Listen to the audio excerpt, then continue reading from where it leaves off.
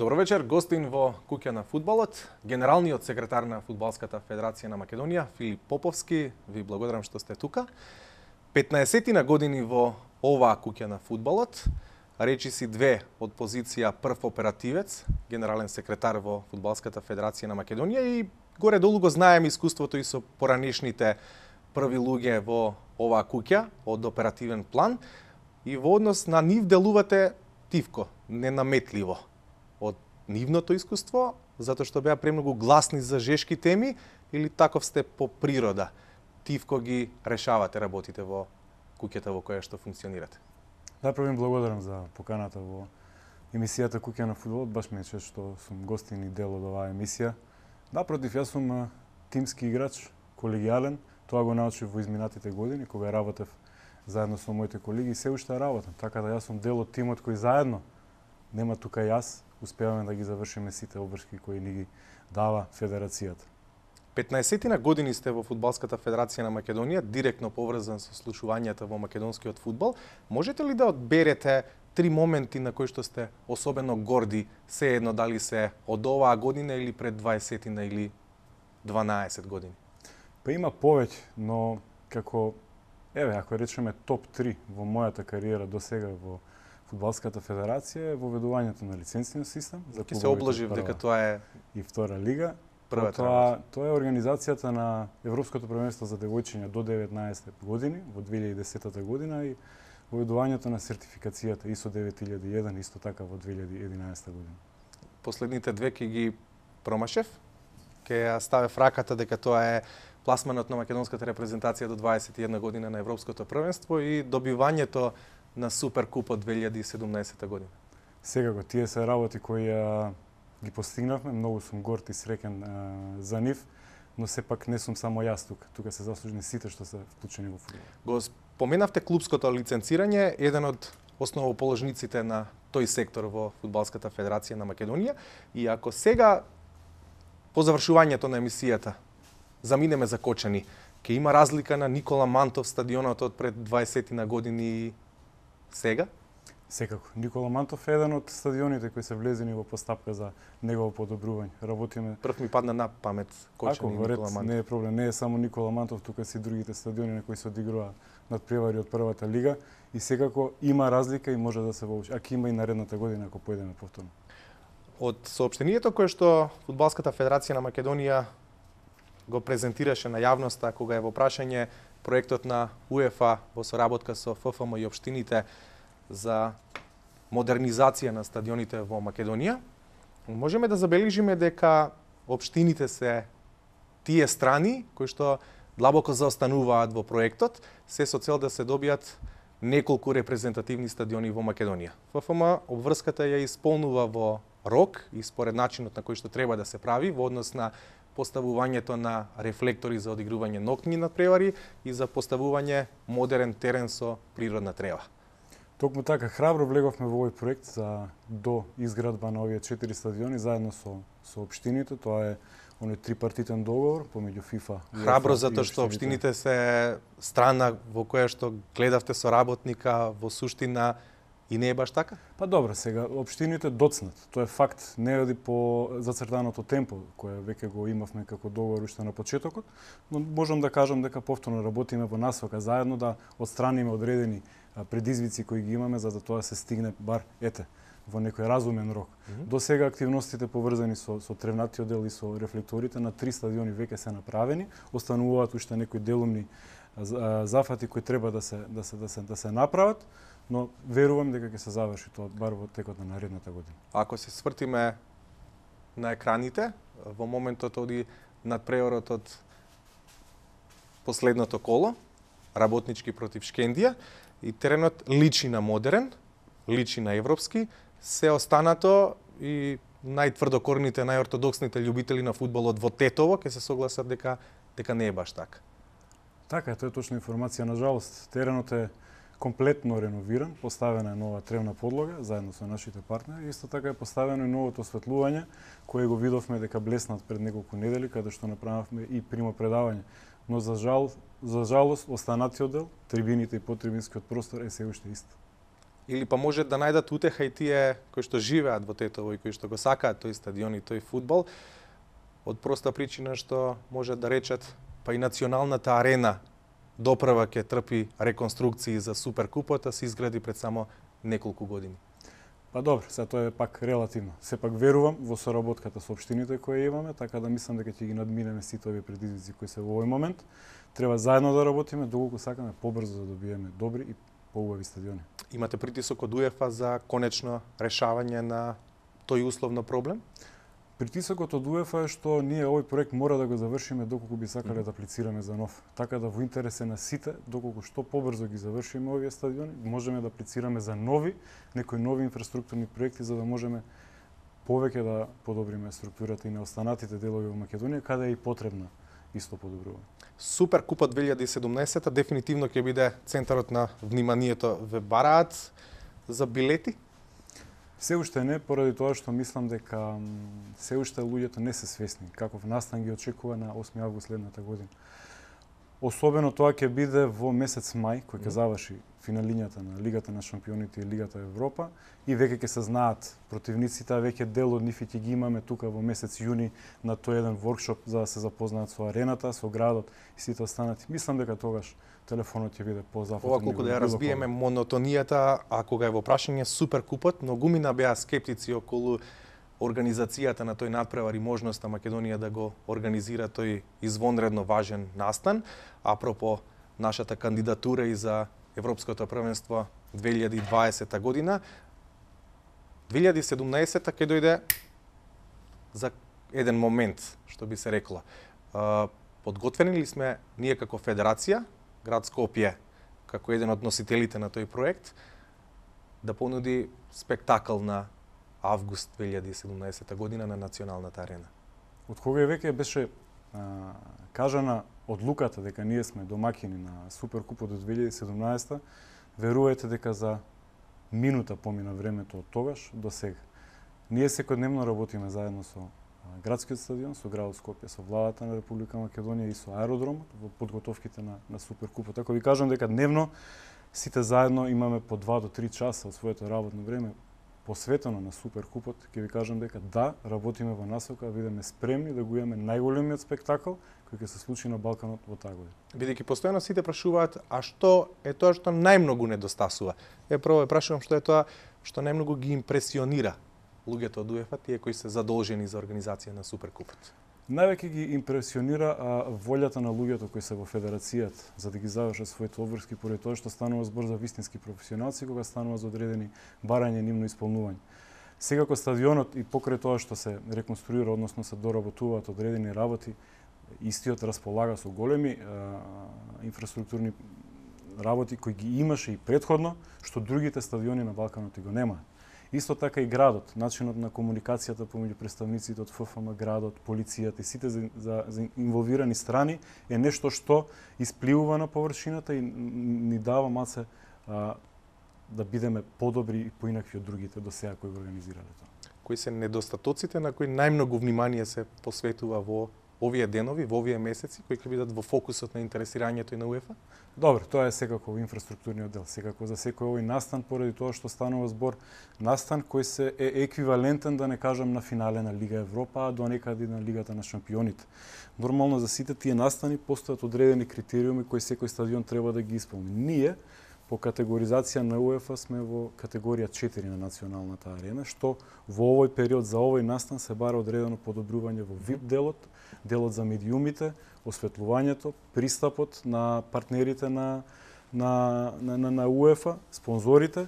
Значи во тој дел каде што ние и претходно немаме многу искуство и затоа сега овој настан ќе ни овозможи да ги добиеме сите тие работи, да имаме еден стадион кој во наредните 5 до 10 години ќе ги исполнува условите и ќе можеме да аплицираме и за некој друго големо надпреварување. Никогаш не сте си рекле што ни требаше? Преголем залак е ова за нас како релативно мала федерација или како град кој што има и премногу сериозни други теми за да се занимава отколку финале на Суперкуп, например? Ке лажам ако речам дека не ми поминало низ памет, но сепак имам добар тим позади мене, добри луѓе со кои комуницираме и заедно го туркаме овој, веќе кога сме го добиле, ќе оправдаме довербата пред УЕФА. Пред неколку месеци Фудбалската федерација на Македонија го представи својот стратегиски план. Многумина беа скептици околу тоа дали е преголем залак и бараж за одигрување на големо надпреварување и на репрезентацијата до 21 година. Тоа беше ставено во тој план, ама се случи Европско првенство и сите сме горди на тој успех на Благој Емилевски. Овие денови се случува Grow 2020, Раз 2020, нов проект со УЕФА, не само за Фудбалската федерација на Македонија, туку и за останатите асоциации од регионот и од Европа. Што представува Grow 2020? Grow, или претходно кажано Grow 2020, представува еден долгорочен проект на УЕФА кој сака да го имплементира во сите асоциации. Имено тие сака да направат еден увид, односно да креираат еден индекс каде што ќе може да се изврши мерење на постигнувањата на асоциациите. До сега тоа не можеше да се направи, но преку овој проект ќе се постават 8 параметри преку тој индекс за да може да се направи еден бенчмарк или споредување со сите останати федерации во делот на инфраструктурата, во растот, комерцијалните стратегии, фановите, фудбалот, љубителите, значи сеопфатна анализа на фудбалот во Македонија. Ние успеавме заедно со администрацијата на УЕФА да го издействуваме овој проект да дојде и кај нас, поради тоа што ќе ни даде една потпора и една поддршка при исполнување на целите во стратешкиот план кој ги опишавме пред една година. Grow 2020 не треба да биде само теоретска задача која што ќе ја исполни Фудбалската федерација на Македонија, туку врз база на резултати и мерења УЕФА на крајот ќе каже дали сме успешни или не. И во однос на социјалниот диалог, и во однос на партнерите, и во однос на представувањето на македонскиот фудбал, не само репрезентативен, туку и клубски. Добре, сега УЕФА ќе ни покаже индикатори за да видиме ние докаде сме како еден независен наблюдувач, односно објективна слика да ни даде малце за анализата, односно на направената анализа. Инаку сето тоа е за нас. Ние можеме само да научиме од сите тие индикатори кои ќе ги добиеме. Ние можеме да се мериме со федерациите во регионот по прашањата кои што сега ги рековте, а кои се дел од таа програма Grow 2020. И на пример со Хрватска, која што исто така релативно мала федерација, но има успех на национално поле и тоа е резултатот кој што ја води. Тоа е двигател на пример за Хрватската федерација. Ама еве Србија нема резултат со сениорскиот национален тим веќе извесно време и веројатно можеме да се мериме со северните соседи кога е во прашање успехот на федерацијата или на клубскиот или репрезентативниот фудбал воопшто. Генерално можеме да се мериме со било која федерација, но сега кој има многу параметри тука кои ќе одлучат дали наистина... Не ви ги ставив јас тие зборови во уста, генерално можеме да се мериме со било која федерација. Да, можеме да се мериме со било која федерација со која сакаме, но сепак тоа ќе биде да кажам не толку добро од причина што не располагаме со истите ресурси. Сепак ние сме држава која е со број на жители од 2 милиона. Немаме исто број на регистрирано фудбалери. Значи параметрите пак треба да ни бидат близу, но на начинот на функционирање, на начинот на реализирање на одредени проекти, на начинот на организирање на одредени надпревари, нешто што е слично и исто стандардизирано со другите федерации, затоа ви реков можеме да се мериме во организација на тоа. Го спомнавте Суперкупот. Сега кога ќе се мериме во организација на Суперкупот и со Тронхајм со Норвешка, и со Грузија со Тбилиси, и со Прага со Чешка. Изненадени се другите федерации кога им соопштивте или во неформалните разговори да ние ќе бидеме организатори на Суперкупот, на кој начин Скопје и Македонија го добива Европскиот Суперкуп? Да, сега го тие беа изненадени, но сепак препознаваат добар квалитет и професионализам во оваа федерација и верувајте ми веќе почнаа да бараат билет повеќе. Социјалниот диалог е една од темите која што беше во фокусот на вниманието пред 2-3 седмици. Имавте еден исклучително важен семинар со луѓе од УЕФА, со луѓе од синдикатот кои што го представуваат македонскиот фудбал тука. Панче Кјумбев е еден од носителите на тој проект во Македонија и велите мораме да веруваме во социјалниот диалог, да не бидеме на различни страни, иако многу прашања кои што се отвораат на таа маса се чувствителни дали за синдикатот, дали за фудбалерите или на крајот за Фудбалската федерација на Македонија. Може ли да се постигне вистински баланс меѓу тие три на некој начин спротиставени страни? Може, па тоа е едно од нашите цели на нашето работење, односно сите а наши заинтересирани страни преку фудбалерите, преку клубовите, преку лигите, да бидеме на една иста линија. Ние можеме да се согласиме дека не се согласуваме за одредени теми, но мораме да го најдеме балансот за доброто на фудбалот. Да, веќе имавме една средба минатата недела, односно пред 2 недели, но тоа не е прва средба која ние ја остваривме.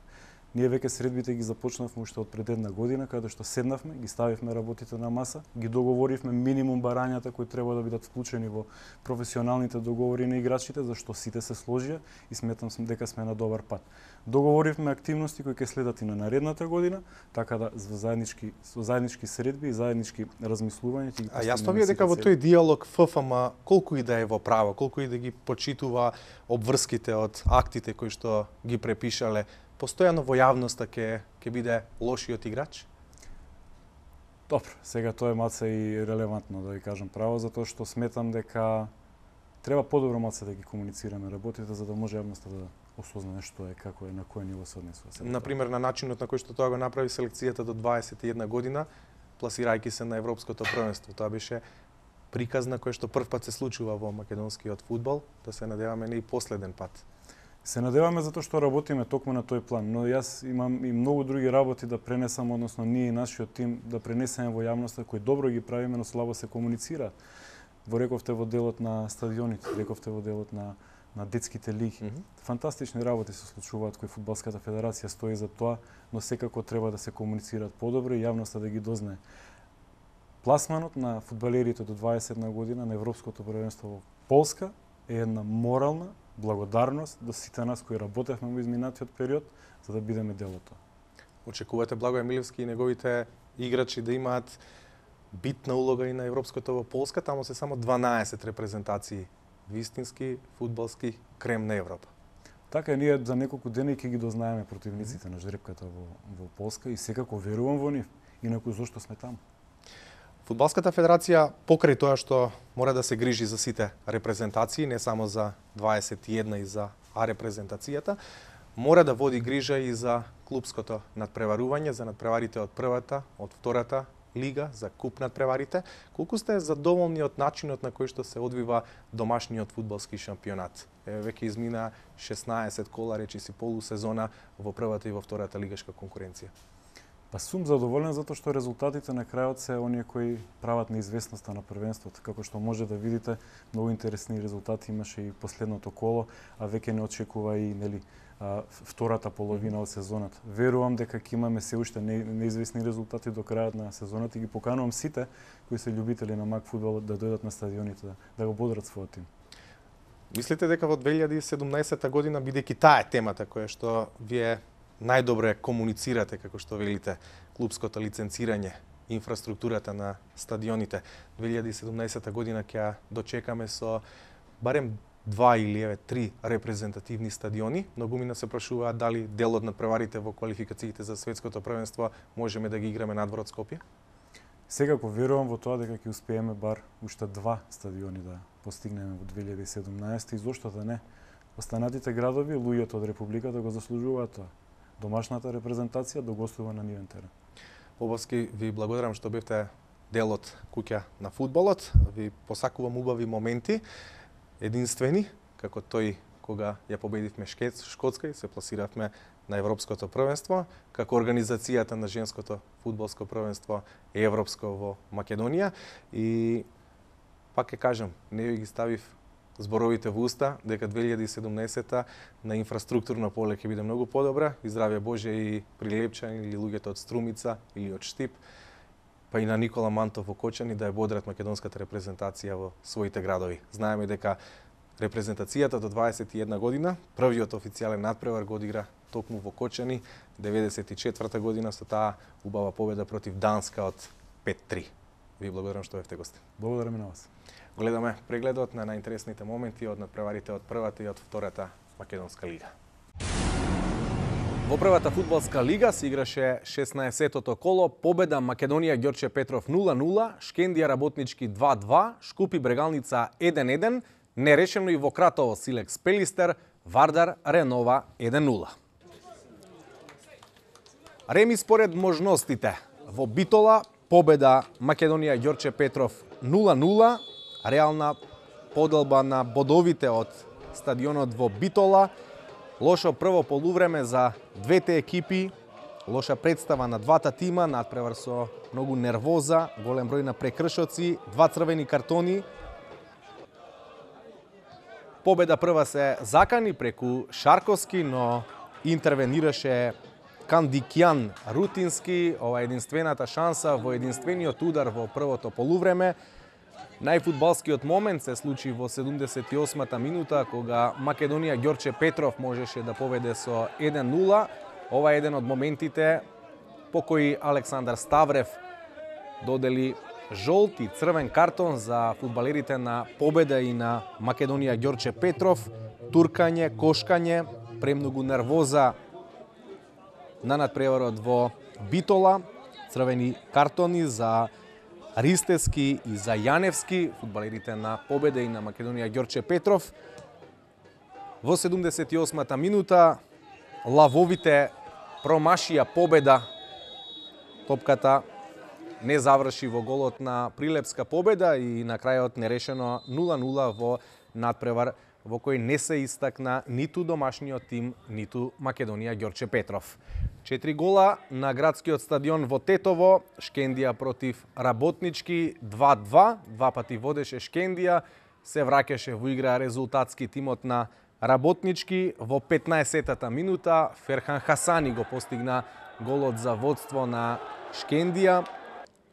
Од 20 на метри Ферхан Хасани шутираше неодбранливо за 1-0, максимално прецизно во долниот десен агол на гостите.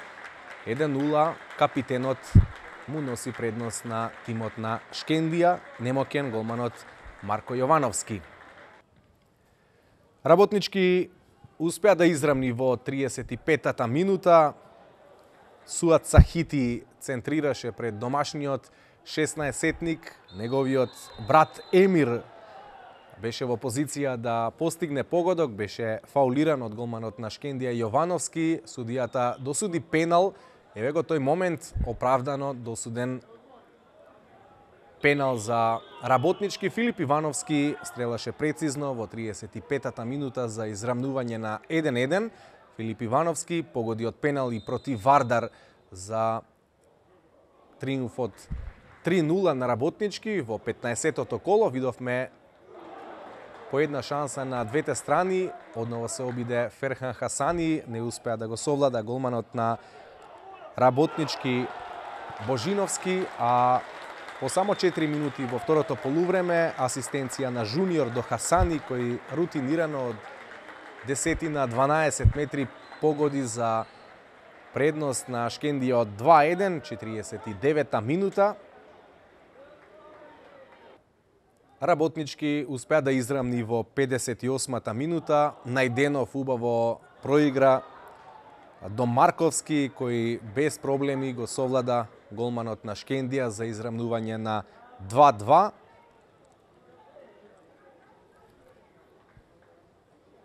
Ерера имаше убава шанса за Работнички во 87-та минута за можеби и победа на овој надпревар, кога голманот Јовановски беше невнимателен, но не успеа да погоди. Ферхан Хасани за малку не беше прецизен од слободен удар за да им донесе ново водство на тетовските црвено-црни. Не успеа, се обиде и Алими. Сигурен на голот беше Божиновски. Ова е шансата која што Работнички не ја искористи за победа против Шкендија. Филип Ивановски во последните минути од надпреварот имаше убава шанса. Подобар од него беше голманот на Шкендија за по еден бод и за Работнички и за Шкендија од овој интересен надпревар одигран на градскиот стадион во Тетово. Шкендија Работнички 2-2. По еден гол, по еден бод за Шкупи и за Брегалница од надпреварот одигран на стадионот во Чаир. Првиот погодок во 25-та минута го постигнаа домашните фудбалери. Брегалница израмни во 67-та минута, Османи во 25-та минута го постигна погодокот за Шкупи за водство од 1-0.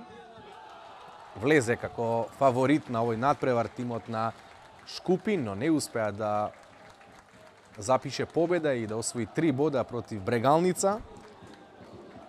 Изедначувањето стигна од прекин.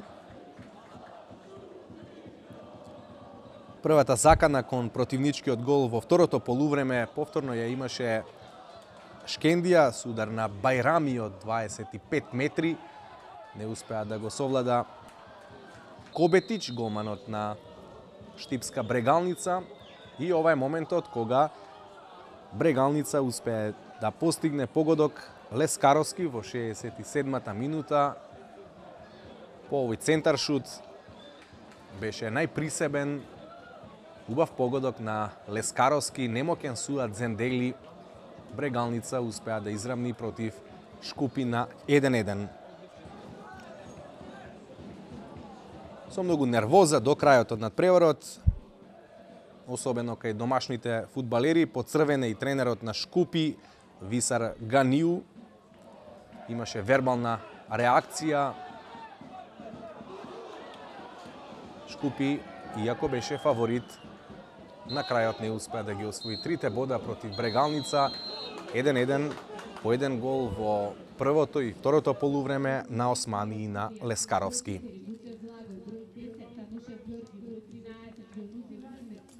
Во Кратово Силекс Пелистер, надпревар кој што двата тима го одиграа без погодоци 0-0.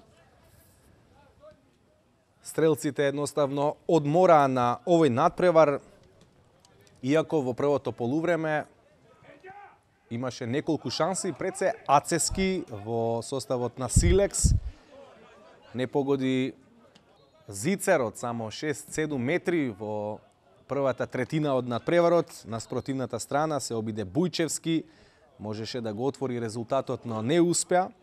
Излезе потполно сам пред Вујанац, голманот на Силекс. До полувремето одново се обиде Ацевски од 20 на метри, Пашовски успеа да одбрани. Речиси 2 месеци голманот на Пелистер ја нема вадено топката од својата мрежа. Пашовски, чуварот на мрежата на Пелистер. Во вториот дел гледачите видоа по неинтересен надпревар. Иванов со глава биеше над голот, ја имаше полушансата за Силекс, но без голови по 90 минути во Кратово. Силекс против Пелистер 0-0. Вардар Ренова 1-0. Единствената победа во ова коло ја забележа актуелниот првак против Ренова. Дејан Блажевски во 77-та минута погоди во противничката мрежа. Вардар киксираше во 15-тото коло, беше поразен од Работнички со убедливи 3-0. Не дозволи и една седмица подоцна да губи бодови на свој терен. Го видовме ударот на Стефан Спировски. Ова е слободниот удар на Фелипе над голот на Хаджо, голманот на Ренова. Се обиде и Дамир Којашевиќ, црногорскиот репрезентативец, а ова е 77-та минута и прекрасниот погодок на Дејан Блажевски. 1-0 победа за Вардар против Ренова. Веќе не е рековалесцент, ниту Дејан Блажевски влегува во посакуваната форма. Стрелаше против Македонија Ѓорче Петров, по 9 месеци постигна погодок. Еве сега со овој гол му носи победа и 3 бода на Вардар и олеснување кога е во прашање изгледот на табелата и бодовната предност пред Шкендија, најголемиот конкурент за првото место во лигата. Фелипе додаваше до Владица Брдаровски, можеа да решат во последните минути од надпреварот. Фудбалерите на Вардар не постигнаа погодок и на крајот голот на Блажевски решавачки за освојување на 3 бода од надпреварот. По надпреварот нервоза, тензија, црвени картони, а вие го гледате изгледот на табелата по 16 надпревари. Вардар е прв со 37 бода пред Шкендија која има 31, Пелистер е на третото место со 29, Работнички е четврти со 24, следуваат Ренова и Силекс со по 20 на петото и шестото место, Шкупје седми со 16, Победа е на осмата позиција со 15 бода, девета е Македонија со 11, само 9 на последното место има Штипска Брегалница. 13-тото коло се играше во втората фудбалска лига, Тетекс Академија Пандев 0-3, Велазер Рими Новаци 1-1, Хоризонт Турново Скопје 3-3, Металург Вардар Неготино 1-0 и Евромилк Љубанци 2-1. Академија Пандев продолжува со победничката серија во втората фудбалска лига, кој друг ако не Зоран Балдовалиев, победа против Тетекс во Тетово 3-0. Балдовалиев стрелаше во 76-та и во судиското надополнување во второто полувреме. Трапановски погоди во 81-та минута за нова убедлива победа на лидерот на табелата. Ова е првиот погодок кој што го постигна Балдовалиев во 76-та минута. Несреќна интервенција на домашниот голман Реджепи на вистинско место. Во вистинско време беше Балдовалиев за 1-0. Во 81-та минута, само 5 минути по водечкиот гол, Трапановски ја удвојува предноста за Академија Пандев. Веќе е јасно кој ќе ги освои трите бода од надпреварот. Иако фер е да се признае дека Тетекс го намачи фаворитот, 3 доцни голови на Академија Пандев, последниот во 93-та минута кога повторно беше прецизен искусниот Зоран Балдовалиев за конечни Тетекс Академија Пандев 0-3. Гостите од Струмица, речиси 15 на минути, беа со играч помалку, Бегашовски беше исклучен, но и тоа не ги спречи во намерата да дојдат до посекуваната победа и трите бода од надпреварот во Тетово.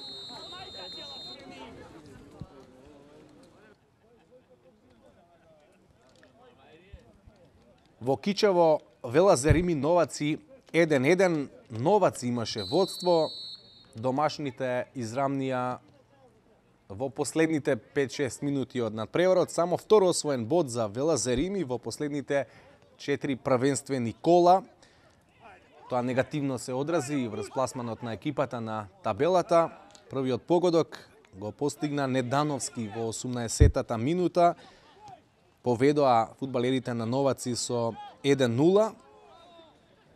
Погреши домашниот десен бек и мери, пошто топката дојде до стрелецот Недановски, кој изби сам пред домашниот голман и ја затресе мрежата на Незири за водство на Новаци од 1-0. До израмнувањето на резултатот, до 84-та минута, теренска иницијатива имаа фудбалерите на Велазер Рими, неколку полушанси и брзи контри, но сето тоа остана неискористено до таа 84-та минута, кога Билјали ја затресе мрежата на Цветковски за израмнување на 1-1. Радост за домашните фудбалери.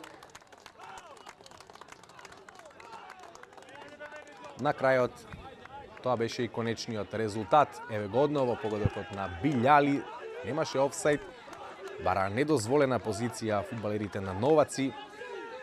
1-1 во Кичево, Велазер Рими против Новаци.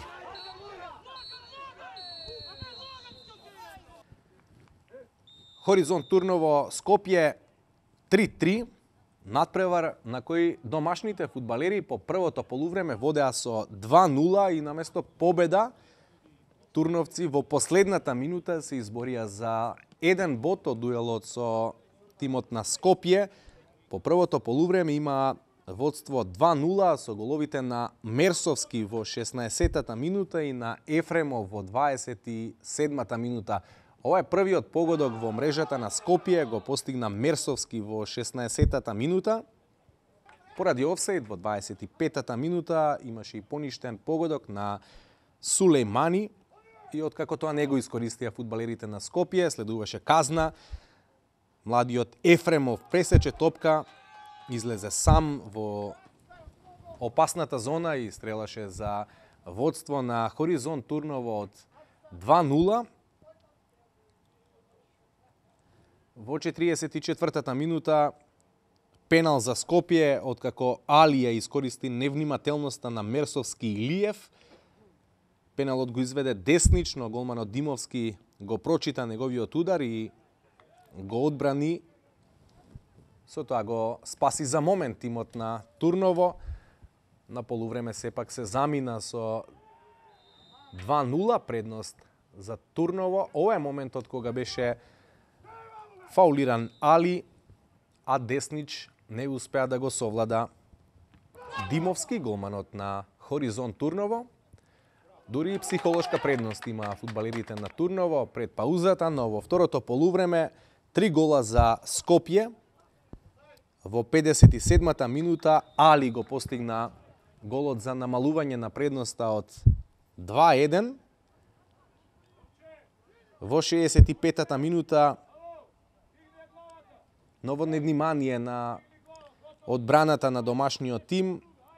Ѓурчиновски нафрли од десно, а одбраната на Хоризонт Турново застана, едноставно бараше офсајд, тоа го искористи Деснич и со глава од 6-7 метри успеа да погоди за израмнување на 2-2.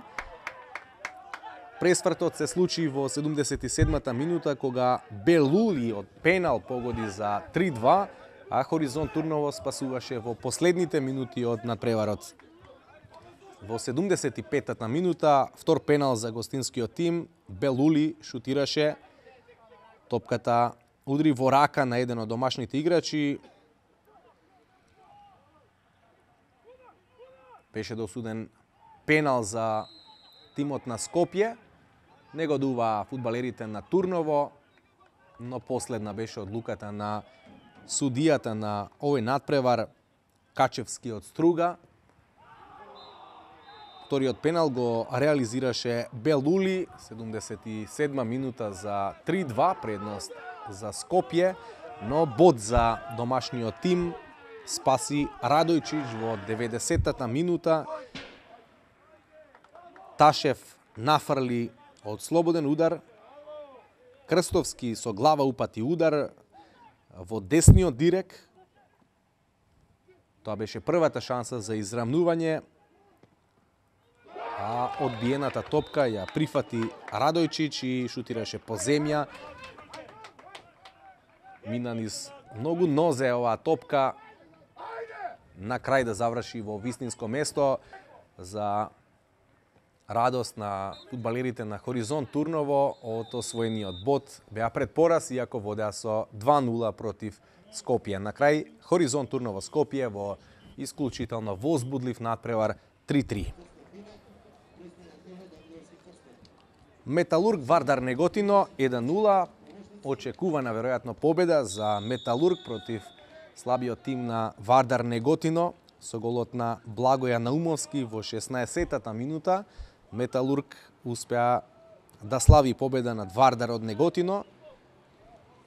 Рано го отворија резултатот, до крајот на надпреварот има уште неколку добри шанси за зголемување на предноста, не ја искористија. Еве го тој погодок на Благоја Наумовски, капитенот на домашната екипа, со прецизен удар од 20 на метри го постигна единствениот гол на надпреварот.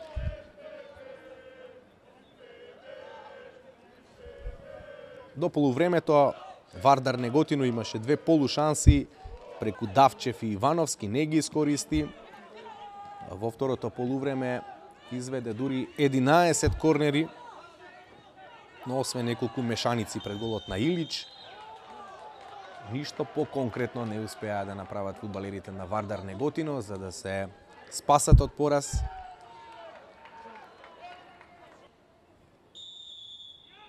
Во 74-та минута дури нереализиран пенал, Металург можеше да ја запечати победата. Гелов направи прекршок за пенал, Наумовски не успеа да го совлада голманот на Вардар Неготино повтор пат. За негова среќа тоа не влијаеше на конечниот резултат. 3 бода останаа на сметка на домашниот Металург против Вардар Неготино 1-0. Евромилк Љубанци Кавадарци 2-1. Последно пласираниот тим на табелата во втората лига, тимот на Љубанци, успеа да го намачи фаворитот Евромилк, кој сепак славеше победа од 2-1 во 11-тата минута. Илиевски го постигна водечкиот погодок за Евромилк на надпреварот.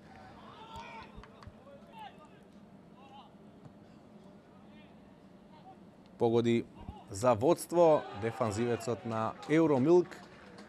Еве го тој момент, непречен од никого, лошо изврлување, убав волеј на Илиевски за 1-0. Антонио Илиевски беше стрелец и на вториот гол за Евромилк. Гостите од Кавадарци во 19-тата минута со автогол на Тунески дојдоа до израмнување 1-1. Еве таа несреќна реакција со глава на домашниот фудбалер Туневски од 19-тата минута, а по 1 час игра Евромилк успеа да постигне втор погодок, повторно стоперот Антонио Илиевски за 2-1 и за победа против Љубанци Кавадарци од 2-1.